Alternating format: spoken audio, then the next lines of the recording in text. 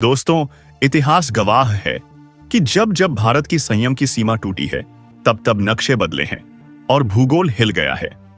आज मैं आपको एक ऐसी रात की कहानी सुनाने जा रहा हूं जो शायद आपकी और हमारी नींदों में तो सुकून भरकर चली गई, लेकिन सरहद के उस पार दुश्मन की कई पीढ़ियों की नींद हराम कर गई। क्या आपने कभी सोचा है कि जिस वक्त आप अपने घरों में चैन से सो रहे होते हैं, ठीक उसी वक्त बर्फ से ढकी उन जानलेवा चोटियों पर जहां ऑक्सीजन भी दम तोड़ देती है, वहां क्या खेल चल रहा होता है? आज की खबर सिर्फ खबर नहीं है, बल्कि भारत के उस नए अवतार का सबूत है जिसके बारे में दुनिया की बड़ी बड़ी महाशक्तियां अब दबी जुबान में बात करने लगी हैं। आज हम पर्दा उठाएंगे उस गुप्त मिशन से, उस ऑपरेशन डीप स्ट्राइक से, जिसने पाकिस्तान के पूरे सैन्य तंत्र को लकवा मार दिया है। क्या भारत अब पीओके को वापस लेने के अंतिम चरण में है? क्या चीन की चालबाजियां अब उसी पर भारी पड़ने लगी हैं?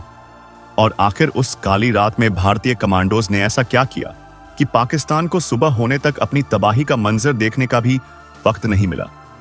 यह सब कुछ इतना फिल्मी लगेगा कि शायद आपको यकीन ना हो, लेकिन दोस्तों, यह हकीकत है नए भारत की। तो दिल थाम कर बैठिए, क्योंकि अगले कुछ मिनटों में हम आपको उस वॉर रूम के अंदर ले चलेंगे जहां फैसले लिए जाते हैं, और उस रणभूमि में उतारेंगे जहां हमारे जांबाज उन फैसलों को अंजाम देते हैं। दोस्तों, आगे बढ़ने से पहले एक छोटा सा काम जरूर करें। अगर आप भी मानते हैं कि भारतीय सेना दुनिया की सबसे बेहतरीन और बहादुर सेना है, तो इस वीडियो को अभी लाइक करें और कमेंट बॉक्स में पूरे जोश के साथ जय हिंद या भारत माता की जय जरूर लिखें। आपका एक कमेंट हमारे जवानों का हौसला बढ़ा सकता है।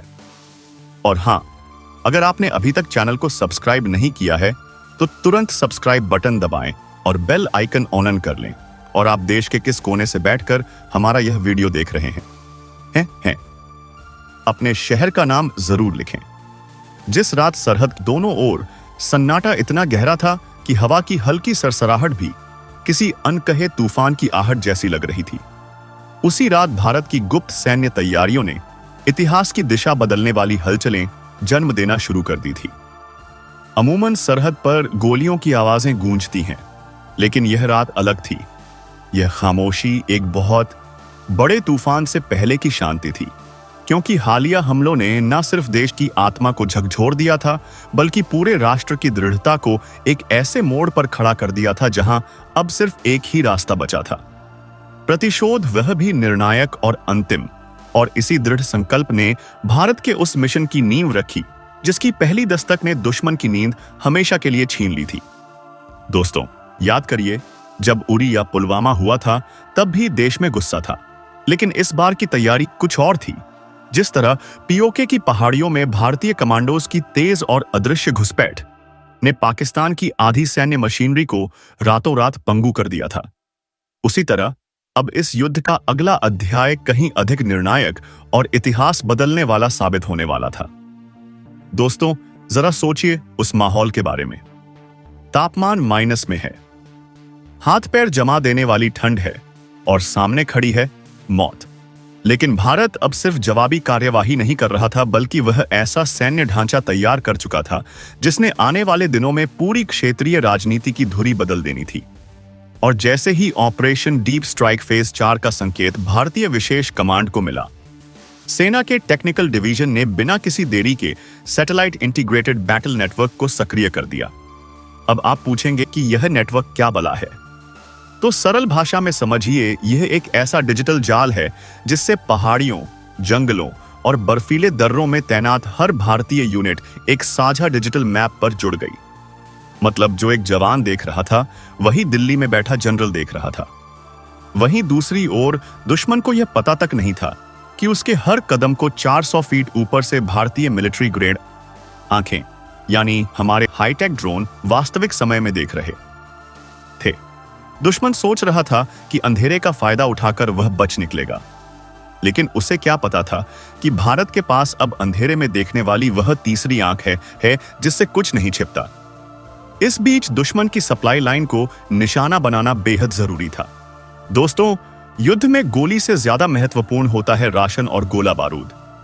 सप्लाई लाइन वो धमनियां होती हैं जिनसे दुश्मन के आतंकियों को गोला बारूद, राशन और बैकअप पहुंचता है। अगर इसे काट दिया जाए तो दुश्मन बिना लड़े ही घुटने टेक देता है, और यही भारत का प्लान था। भारतीय सेना ने सीधे हमला करने के बजाय एक ऐसी चाल चली जिसकी उम्मीद पाकिस्तान किसी भी हाल में नहीं कर सकता था। सबसे पहले नाइट वॉल्व्स। यह नाम याद रखिएगा दोस्तों, यह हमारी वो स्पेशल यूनिट है जो रात के अंधेरे में भेड़ियों की तरह शिकार करती है। इनकी माइक्रो साइलेंट टोली ने दुश्मन की पूरी डिपो लाइन के आसपास छिपे मोशन सेंसर और बूम ट्रैप्स को निष्क्रिय किया। आप सोच रहे होंगे कि यह कैसे हुआ। यह किसी हॉलीवुड फिल्म जैसा सीन था। उन्होंने ऐसे जंबर्स का इस्तेमाल किया जिससे दुश्मन के अलार्म सिस्टम को लगा कि सब कुछ ठीक है, जबकि असल में उनकी सुरक्षा दीवार में सेंध लग चुकी थी। फिर शैडो रेजिमेंट के स्नाइपर ऑपरेटर्स ने एक एक कर उन पहाड़ी चौकियों को साइलेंट न्यूट्रलाइज किया जिन पर बैठे दुश्मन सिपाही सप्लाई लाइन की रक्षा करते थे। यह सब इतनी खामोशी से हुआ कि पास की चौकी पर बैठे दूसरे पाकिस्तानी सिपाही को भनक तक नहीं लगी कि उसका साथी अब इस दुनिया में नहीं है। दोस्तों, यह सब किसी फिल्म की तरह नहीं, बल्कि हर सेकंड को तौलकर हर कदम को टाइमिंग के साथ अंजाम दिया गया, क्योंकि भारतीय सेना जानती थी कि एक छोटी सी गलती, एक हल्की सी आहट पूरे मिशन को खतरे में डाल सकती है। इसी दौरान भारत देशनैन मुस्सासैंपने के जमीनी कमांड सेंटर में मौजूद युद्ध नियंता लगातार ड्रोन फीड को मॉनिटर कर रहे थे। स्क्रीन पर साफ दिखाई दे रहा था कि दुश्मन अपने टैक्टिकल व्हीकल्स के जरिए गोला बारूद को वैली के ऊपरी हिस्से की ओर धकेलने की कोशिश कर रहा है। पाकिस्तान को लगा था कि रात के इस पहर में भारतीय सेना सो रही होगी या सुस्त होगी, लेकिन उन्हें अंदाजा ही नहीं था कि भारतीय साइबर विंग ने पहले से ही उनकी आंतरिक कम्युनिकेशन लाइन को हैक कर लिया है। जी हां दोस्तों, दुश्मन क्या बात कर रहा था, उनके कोड क्या थे, सब कुछ हमारे पास था।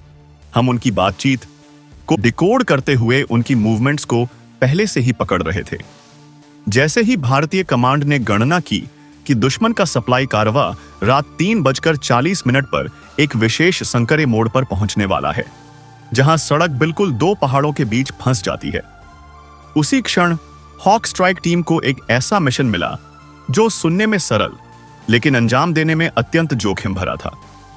उन्हें ठीक उस समय और उस जगह पर पहुंचकर दुश्मन के पूरे कार्यवाह को बिना जोरदार धमाके के, बिना भारी लड़ाई के चुपचाप निष्क्रिय करना था। मकसद साफ था, आसपास की दुश्मन पोस्ट को इसके बारे में कुछ भी पता न चले। सोचिए कितना मुश्किल होता है दुश्मन के इलाके में घुसकर उनकी गाड़ियों को रोकना, और वह भी बिना शोर मचाए। जैसे ही घड़ी 3:27 पर पहुंची, हॉक स्ट्राइक टीम के 6 कमांडो हवा में उड़ते इलेक्ट्रिक स्टेल्थ ग्लाइडर के जरिए घाटी के ऊपर पहुंच गए। यह ग्लाइडर बिना आवाज के उड़ते हैं। उन्होंने बिना आवाज किए एक एक कर रस्सियां छोड़ी और कुछ ही सेकंड में इलाके की सबसे ऊंची चट्टान पर उतर गए, जहां से नीचे की सप्लाई लाइन किसी सांप की तरह मुड़ती हुई नजर आती थी।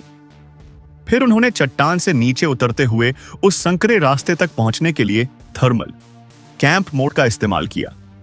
यह वो तकनीक है जिससे कमांडो के शरीर की गर्मी भी दुश्मन के थर्मल कैमरे पकड़ नहीं पाते। और फिर 3:38 पर जब ठंडी हवा पहाड़ी घाटी में तेजी से बह रही थी, उन 6 कमांडोज ने अपने अपने उपकरण तैयार कर लिए। उनके पास थे sound damp electric blades, micro EMP sticks और कारवा के टायर ब्लॉक्स को निष्क्रिय करने वाले विशेष टैक्टिकल जैमर्स। दोस्तों, यह वो नए भारत के हथियार हैं जो शोर नहीं मचाते, बस काम तमाम करते हैं। जैसे ही दुश्मन का कारवा मोड़ पर आया, कमांडोज ने एक ही पल में ब्लिट्स ऑपरेशन शुरू कर दिया। ब्लिट्स मतलब बिजली की गति से हमला। आगे चल रही गाड़ी को पहले ही झटके में माइक्रो ईएमपी से निष्क्रिय कर दिया गया। ईएमपी यानी इलेक्ट्रोमैग्नेटिक पल्स, जिससे गाड़ी का पूरा इलेक्ट्रॉनिक्स सिस्टम जल जाता है और इंजन बंद हो जाता है। पीछे वाली गाड़ी के टायर ब्लॉक्स को ब्लेड से काटकर उसे एक तरफ झुका दिया गया और बीच की तीसरी गाड़ी के ड्राइवर को शैडो पैड से बेहोश कर दिया गया। यह पैड बिना किसी आवाज के गर्दन के पास लगता है और इंसान को तुरंत गहरी नींद में सुला देता है। 3 गाड़ियां कुछ ही सेकंड में बर्फ की तरह जम गई। ना आवाज, ना गोलियां, ना कोई धमाका, सिर्फ सटीकता और समय की समझ। लेकिन दोस्तों, युद्ध में सब कुछ प्लान के मुताबिक नहीं होता। असली मोड़ तब आया जब कारवा की चौथी गाड़ी में बैठे दो पाकिस्तानी सिपाही छतरी की लाइट में हलचल देखकर दूसरों को संकेत देने लगे कि कुछ गड़बड़ है। उनकी उंगली ट्रिगर पर जाने ही वाली थी, वो रेडियो पर चिल्लाने ही वाले थे। तभी नाइट वॉल्व्स के दो कमांडो बिजली की रफ्तार से आगे बढ़े और उन्हें निष्क्रिय कर दिया। पूरा ऑपरेशन केवल 63 सेकंड में खत्म हो चुका था। जी हां, सिर्फ 1 मिनट और 3 सेकंड। दुश्मन की सप्लाई लाइन पूरी तरह पंगु, बिना किसी भी शोर या लड़ाई के। इसी सफलता की खबर जब भारतीय मुख्यालय पहुंची, वहां मौजूद ऑपरेशन डायरेक्टर्स के चेहरों पर एक अनकहा आत्मविश्वास दिखाई देने लगा, क्योंकि अब अगला कदम था उस पहाड़ी किले को अपने कब्जे में लेना जो पूरे सेक्टर की रीढ़ था और जहां दुश्मन के सबसे अहम कमांडर छिपे होते थे। पर भारत केवल सैन्य मोर्चे पर नहीं बल्कि कूटनीतिक मोर्चे पर भी एक बड़ा कदम उठा रहा था। दोस्तों, इसे कहते हैं चाणक्य नीति। एक तरफ फौज लड़ रही थी, दूसरी तरफ हमारा विदेश मंत्रालय। विदेश मंत्रालय ने आधी रात को दुनिया की 16 महाशक्तियों को एक सीक्रेट नोट भेजकर बताया कि पाकिस्तान पीओके में युद्ध अपराधों को छिपाने के लिए विदेशी हथियारों का जमावड़ा कर रहा है। इसका असर यह हुआ कि अगर पाकिस्तान शोर मचाता तो उल्टा चोर कोतवाल को डांटे वाली बात हो जाती। जैसा कि उम्मीद थी, पाकिस्तान इससे बौखला गया और उसने रातों रात 6 चौकियों पर फ्लेयर यानी रोशनी वाले गोले दागकर दिखाने की कोशिश की कि वह नियंत्रण में है। लेकिन उसकी यह नाकाम कोशिश उल्टी पड़ गई, क्योंकि उसी रोशनी में हमारे ड्रोन्स ने उनकी सही लोकेशन देख ली। भारत के स्ट्रेटेजिक ड्रोन जो उसके ऊपर शांतिपूर्वक मंडरा रहे थे, उन्होंने दुश्मन की पोजीशन को डिजिटल मैप पर चिन्हित कर लिया। अगले 12 घंटे में भारतीय सेना ने तय कर लिया कि फेज 5 शुरू होते ही वह इस पूरे क्षेत्र को दुश्मन की पकड़ से निकाल लेगी, क्योंकि अब दुश्मन के पास ना मनोबल बचा था, ना नेतृत्व और ना ही तकनीकी बढ़त। जैसे ही सुबह की पहली रोशनी पहाड़ियों पर उतरने लगी, दुश्मन की कई पोस्टों से धुआं उठता नजर आया। यह धुआं गोलीबारी का नहीं था बल्कि शॉर्ट सर्किट का था। भारतीय साइबर विंग ने रात भर उनकी पावर लाइनों को जाम कर दिया था, जिससे उनकी कम्युनिकेशन 100% बंद हो गई। सिस्टम बुरी तरह ठप हो चुकी थी। पाकिस्तान की सेना ने पहली बार महसूस किया कि भारत अब पूरी तरह टेक्नोलॉजिकली सुपीरियर वॉर ग्रिड पर आ चुका है, जहां दुश्मन को यह भी पता नहीं चलता कि हमला कब और कैसे होगा। लेकिन दोस्तों, इस जंग का सबसे नाटकीय और रोंगटे खड़े कर देने वाला क्षण अभी बाकी था। उसी दिन भारतीय रडार ने यह चौंकाने वाली सूचना पकड़ी कि पाकिस्तान ने अपने 2 उच्च मूल्य सैन्य कमांडरों को, यानी उनके टॉप जनरलों को, सीक्रेट हेलीकॉप्टर के जरिए मुख्य किले तक पहुंचाने के लिए उड़ान भरवाई है। वो हेलीकॉप्टर अब पीओके की गहरी घाटियों में प्रवेश कर चुका था। यह एक बहुत बड़ी चुनौती थी। अगर भारत उसे रोकता तो उसका मतलब खुले युद्ध की घोषणा माना जाएगा, और अगर भारत उसे जाने देता तो दुश्मन को फिर से मजबूती मिल सकती थी। उनका नेतृत्व वापस आ सकता था। यह वही मोड़ था जब प्रधानमंत्री से लेकर रक्षा प्रमुख तक एक ही सवाल पर अटके थे। क्या भारत अब सीधी कार्यवाही करे? क्या हमें अंतरराष्ट्रीय दबाव की चिंता करनी चाहिए? लेकिन फिर सेना प्रमुख ने वह ऐतिहासिक लाइन कही जिसने पूरी रणनीति बदल दी। उन्होंने कहा, अगर दुश्मन युद्ध की तैयारी कर रहा है तो उसे पूरा करने की जिम्मेदारी भी उसी की होनी चाहिए। भारत सिर्फ खतरे को रोक रहा है, युद्ध शुरू नहीं कर रहा। और यह सुनते ही ऑपरेशन रूम में मौजूद हर अधिकारी समझ गया कि अब भारत उस हेलीकॉप्टर को किसी भी कीमत पर उतरने नहीं देगा। जैसे ही सेना ने अंतिम अनुमति दी, भारतीय एंटी स्टील्थ ड्रोन ने पहाड़ी दर्रे के ऊपर उड़ते उस दुश्मन हेलीकॉप्टर को रडार पर लॉक किया, उसके इंजन की आवाज को ब्लॉक किया और एक पल में उसे घाटी के ऊपर स्थिर कर दिया, जिससे हेलीकॉप्टर असंतुलित होकर नीचे की बर्फीली सतह पर आ गिरा। इस एक कार्यवाही ने न सिर्फ दुश्मन कमांडरों को खत्म कर दिया, बल्कि पाकिस्तान की सेना को पूरी तरह हिला दिया, क्योंकि अब उन्हें समझ आ चुका था कि युद्ध चाहे छाया में लड़ा जाए या मैदान में, भारत अब हर स्तर पर कई कदम आगे है। इसी जीत की गूंज पूरे कमांड सेंटर में फैल चुकी थी कि अब पीओके की भाग्य रेखा बदलने का असली समय आ चुका है। जिस क्षण भारत की तीनों विशेष कमांडो यूनिट्स ने पीओके की धरती पर छाया की तरह उतरकर अपने पहले गुप्त बेस को सक्रिय किया, उसी क्षण यह साफ हो गया था कि आने वाले घंटे पूरे दक्षिण एशिया की शक्ति संतुलन की रेखाओं को बदलने वाले हैं। यह ऑपरेशन किसी साधारण जवाबी कार्यवाही का हिस्सा नहीं था, बल्कि दशकों से भारत के खिलाफ छेड़े गए प्रॉक्सी वॉर का वह निर्णायक अंत था जिसकी तैयारी भारत ने वर्षों की चुप्पी और रणनीति के भीतर की थी। जैसे जैसे रात गहराती गई, वैसे वैसे भारतीय सेनाओं की चालें तेज, सटीक और दुश्मन की समझ से बहुत आगे होती चली गई। पीओके के पहाड़ी इलाके में मौजूद पाकिस्तानी चौकियों को अभी तक यह एहसास भी नहीं था कि उनके बिल्कुल करीब भारतीय कमांडो उस तरह फैल चुके हैं जैसे काली रात में बिना चांद की छाया, जिनके हर कदम की ध्वनि तक हवा में घुलकर खो जाती थी। इस बीच स्पेशल यूनिट हॉक स्ट्राइक ने दुश्मन की पहली सप्लाई लाइन की ओर बढ़ते हुए अपने माइक्रो ड्रोन आसमान में भेज दिए। यह ड्रोन पतली धुंध के बीच बिना रोशनी के उड़ते हुए दुश्मन की गतिविधियों का 3D लाइव फीड दे रहे थे। ऐसे थे उस फीड में यह सामने आया कि दुश्मन बड़ी संख्या में हथियार बंद गाड़ियां घाटी के उस घुटन भरे रास्ते की ओर ले जा रहा है जहां से उसके तमाम सप्लाई कन्वॉय गुजरते थे। लेकिन दोस्तों, भारतीय कमांडो पहले से तय रणनीति के अनुसार ना तो जल्दबाजी कर रहे थे और ना अपनी उपस्थिति से कोई हलचल पैदा होने दे रहे थे। संयम, धैर्य और सही वक्त का इंतजार, यही एक असली योद्धा की पहचान होती है। इसी दौरान भारत के इलेक्ट्रॉनिक वॉरफेयर डिवीजन ने दुश्मन की रेडियो फ्रीक्वेंसी को इतनी सफाई से जाम कर दिया कि पाकिस्तानी पोस्टें एक दूसरे से संपर्क साधने में खुद ही ठोकरें खाने लगी। वो अपने हेडक्वार्टर को हेलो हेलो करते रह गए, लेकिन जवाब में सिर्फ सन्नाटा मिला। और जैसे ही अंधेरे में दुश्मन की पहली बैच आगे बढ़ी, नाइट वॉल्व्स की रिकॉर्न टीम पहले ही उनके रास्ते के बिल्कुल ऊपर मौजूद चट्टानों पर अपनी पोजीशन ले चुकी थी। वहां से वे हर वाहन की आवाज, हर सैनिक की सांस तक सुन पा रहे थे। लेकिन इस बार भारत की योजना दुश्मन को सिर्फ मारकर आगे बढ़ने की नहीं थी, बल्कि उनकी सप्लाई लाइन को काटकर पूरे क्षेत्र को अंदर से पंगु बना देने की थी, ताकि आगे आने वाले निर्णायक प्रहार में दुश्मन 2 मिनट भी खड़े ना रह सके।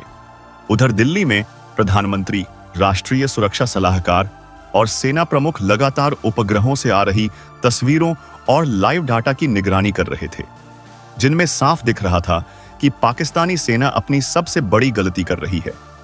वह भारत की गतिविधियों को केवल एलओसी लेवल की छोटी मोटी हलचल समझकर अपने भारी हथियार आगे बढ़ा रही थी, जबकि भारत पहले ही उनकी रीढ़ समझे जाने वाले सप्लाई कॉरिडोर को पूरी तरह अपने शिकंजे में ले चुका था। इस बीच रॉ की एक रिपोर्ट ने और भी बड़ा धमाका कर दिया। इसमें बताया गया कि पीओके के अंदर चीन से आए कुछ तकनीकी विशेषज्ञ उन पाकिस्तानी यूनिट्स को ड्रोन गैजेट्स उपलब्ध करा रहे हैं जो अगले कुछ घंटे में भारत की अग्रिम चौकियों पर कोई बड़ा हमला कर सकते हैं। अब कहानी में चीन का एंगल भी आ गया था। यह खबर खतरे की घंटी थी। जैसे ही यह जानकारी स्ट्रेटेजिक वॉर रूम में पहुंची, भारत ने तुरंत ऑपरेशन क्राउन फॉल को सक्रिय किया। यह एक ऐसा चरण है जिसके तहत भारत दुश्मन के भीतर मौजूद हर कमांड सेंटर पर बिना दिखे डिजिटल हमला करता है। अगले ही मिनटों में पाकिस्तान की सबसे सुरक्षित समझी जाने वाली 2 रडार पोस्ट पूरी तरह ब्लाइंड हो गई। उनकी स्क्रीन पर नीली लाल लाइनों की जगह सिर्फ काली निरंतरता उभरने लगी। उनके ऑपरेटर्स को लगा कि शायद सिस्टम में तकनीकी खराबी है। उन्होंने तारों को हिलाया, सिस्टम रिस्टार्ट किया, लेकिन सब बेकार। जबकि असल में यह भारत की इलेक्ट्रॉनिक स्ट्राइक थी जिसने दुश्मन की निगरानी प्रणाली को बिल्कुल नंगा कर दिया था। दोस्तों, जरा सोचिए उस मंजर के बारे में। दुश्मन अंधा हो चुका था और भारतीय शेयर शिकार के लिए तैयार थे। इसी दौरान भारतीय कमांडो उस सप्लाई लाइन के बिल्कुल मुहाने तक पहुंच चुके थे, जहां से गुजरने वाला हर वाहन आने वाले कई घंटों में पाकिस्तान की आखिरी उम्मीद बनने वाला था। लेकिन शैडो रेजिमेंट के कप्तान कबीर ने अपने कमांड को रिपोर्ट भेजी कि दुश्मन के 27 वाहन और 3 आर्म्ड ट्रांसपोर्ट यूनिट्स इस रास्ते में फंसे हुए हैं और यह सही क्षण है कि भारत एक भी गोली चलाए बिना इन्हें निष्क्रिय कर दे। तभी उच्च कमान से मंजूरी मिली कि इस बार दुश्मन को उसकी ही रणनीति से मात दी जाएगी, अर्थात आक्रमण नहीं बल्कि नियंत्रण, विनाश नहीं बल्कि पंगुकरण। इस आदेश पर हॉक स्ट्राइक टीम ने पहले से स्थापित ईएम पल्स डिवाइस को सक्रिय किया, जो पहाड़ी की चोटी पर छिपाकर लगाया गया था। अगले 13 सेकंड में पूरी घाटी में इतनी शक्तिशाली ईएमपी तरंग फैली कि दुश्मन के वाहनों के इंजन एक साथ बंद हो गए। उनकी लाइटें अंधेरे में बुझ गईं और हथियार सिस्टम ठप पड़ गए। यह दृश्य इतना अप्रत्याशित था कि पाकिस्तानी सैनिक खुद समझ नहीं पाए कि अचानक किस अदृश्य शक्ति ने उनके काफिले को जंजीरों की तरह बांध दिया। इससे पहले कि वह स्थिति समझ पाते, भारतीय कमांडो पहले से ही उन सभी वाहनों को चिन्हित कर चुके थे। वहीं दूसरी ओर एलओसी के बिल्कुल पास मौजूद दुश्मन की एक चौकी ने जब यह महसूस किया कि उनकी सप्लाई लाइन अचानक रुक गई है, तो उन्होंने रेडियो पर बार बार कॉल किया। बेस, क्या हमें सपोर्ट मिल रहा है? क्या भारतीय फोर्सेस आगे बढ़ रही हैं? जवाब दो। लेकिन उनकी हर पुकार हवा में खोती जा रही थी, क्योंकि भारत ने उस इलाके की सारी रेडियो फ्रीक्वेंसी को ऐसा जाम किया था कि दुश्मन की आवाजें खुद उनके भीतर दब कर रह जा रही थी। इस खामोशी के बीच भारतीय कमांडो ने बिना गोली चलाए, बिना किसी संघर्ष के दुश्मन की पूरी सप्लाई लाइन पर नियंत्रण कर लिया। और इस खबर के पहुंचते ही दिल्ली के स्ट्रेटेजिक कमांड में मौजूद अधिकारियों ने एक दूसरे की ओर देखा, एक राहत की सांस ली, क्योंकि यही वह पल था जिसकी प्रतीक्षा पिछले 3 महीनों से की जा रही थी। दुश्मन अब ना आगे बढ़ सकता था, ना पीछे हट सकता था और ना ही ऊपरी कमांड से संपर्क कर सकता था। मगर दोस्तों, असली खेल तो अब भी बाकी था। रॉ के एक स्लीपर कॉन्टैक्ट ने जानकारी दी कि पाकिस्तान इस स्थिति से बाहर निकलने के लिए अपने एक गुप्त बैकअप मार्ग का इस्तेमाल कर सकता है। यह रास्ता पहाड़ियों में बने पुराने राजमार्ग के माध्यम से कोटली सेक्टर को रावलकोट से जोड़ता है। अगर भारत ने उसे अभी रोक ना दिया, तो दुश्मन की कुछ यूनिट्स उस रास्ते से निकलकर भारतीय अग्रिम मोर्चों पर दबाव बना सकती हैं। यह सुनते ही नाइट वॉल्व्स की तीसरी टीम को उस पुरानी सड़क की ओर बढ़ने का आदेश दिया गया। वहां पहुंचने के लिए उन्हें खड़ी चट्टानों, फिसलते पत्थरों और अंधेरी घाटियों को पार करना था। लेकिन भारतीय कमांडो के लिए यह सामान्य बात थी, क्योंकि वे उसी प्रशिक्षण के लिए जाने जाते हैं जिसमें इंसानी शरीर और मानसिक सीमा की हर बाधा को तोड़कर पार किया जाता है। उधर पाकिस्तान की तरफ अफरा तफरी का आलम बढ़ता जा रहा था। पाकिस्तानी सेना का प्रचार विभाग अपने सैनिकों को हिम्मत देने के लिए बार बार झूठा संदेश भेज रहा था कि भारत डर गया है, हमला नहीं करेगा। जबकि इसी समय भारतीय उपग्रहों ने यह पकड़ लिया कि दुश्मन की दूसरी सप्लाई कैंप में भी हलचल बढ़ रही है। इसका मतलब साफ था, पाकिस्तान अब डर कर नहीं बल्कि घबराकर फैसला ले रहा है। और युद्ध नीति कहती है कि घबराहट हमेशा युद्ध का सबसे बड़ा नुकसान साबित होती है। ठीक इसी घबराहट का फायदा उठाते हुए भारतीय कमांडो उस खतरनाक बैकअप रास्ते पर पहुंच गए, जहां पाकिस्तानी यूनिट्स अपने ट्रक तेजी से आगे बढ़ाने की कोशिश कर रही थी। लेकिन भारतीय छाया कमांडो पहले से ही हर मोड़ पर फैल चुके थे। जैसे ही दुश्मन का पहला ट्रक उस तंग गूंजदार घाटी वाले मोड़ पर पहुंचा, एक साइलेंट टैकल टीम ने रस्सियों और मैग्नेटिक क्लैंप का उपयोग कर वाहन को कुछ ही सेकंड में रोक दिया। यह देखकर दुश्मन के ड्राइवर तक खामोश रह गए। उसे समझ ही नहीं आया कि हुआ क्या। लेकिन कहानी यहीं खत्म नहीं हुई, क्योंकि इसी दौरान भारत ने उस बैकअप मार्ग को भी ऐसे लॉक कर दिया जैसे किसी शिकारी ने अपने शिकार के चारों ओर अदृश्य दीवार खड़ी कर दी हो। और इस मौके पर सेना प्रमुख ने अपना ऐतिहासिक आदेश दिया, अब आगे बढ़ो, दुश्मन की रीअरेंज टूट चुकी है, अगला चरण शुरू करो। और यह अगला चरण वही था जिसने आने वाली लड़ाई की पूरी दिशा तय करनी थी, क्योंकि अब भारत न केवल उनकी सप्लाई काट चुका था, बल्कि उनके बैकअप रूट और संचार नेटवर्क पर भी कब्जा कर चुका था। तो दोस्तों, यह थी वह पूरी दास्तान जो अभी सरहद पार चल रही है। आप इस बारे में क्या सोचते हैं? क्या आपको लगता है कि अब वह समय आ गया है जब पीओके पूरी तरह से भारत का हिस्सा बन जाएगा? अपनी राय कमेंट में जरूर बताएं। और हां, जाने से पहले इस वीडियो को लाइक करना और अपने दोस्तों के साथ शेयर करना ना भूलें, ताकि हर भारतीय को पता चले कि हमारी सेना सरहद पर क्या पराक्रम दिखा रही है।